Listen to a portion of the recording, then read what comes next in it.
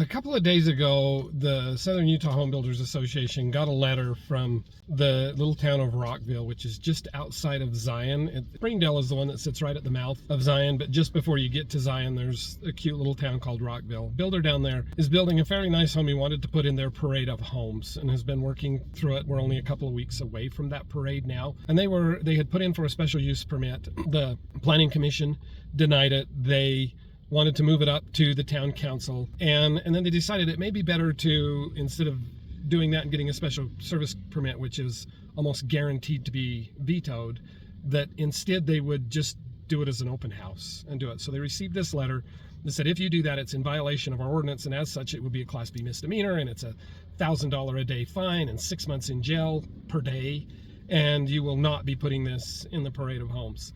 So because of that, there's trying to negotiate with them. They're not negotiating. They're not interested in that. So a bill was put forward, and we've been working on the language today to try and address that.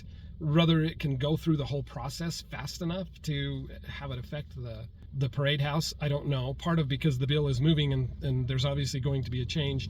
The city has come back and said, well, we will allow you to do it if, and they gave a whole list of criteria, which I believe the builder can hit and he can do. I'm not completely sure that the city will actually follow through and let it happen, because it's through a whole series of inspections from the fire marshal and people who traditionally have the ability to slow or delay the process. So there's some worry that that could happen on this.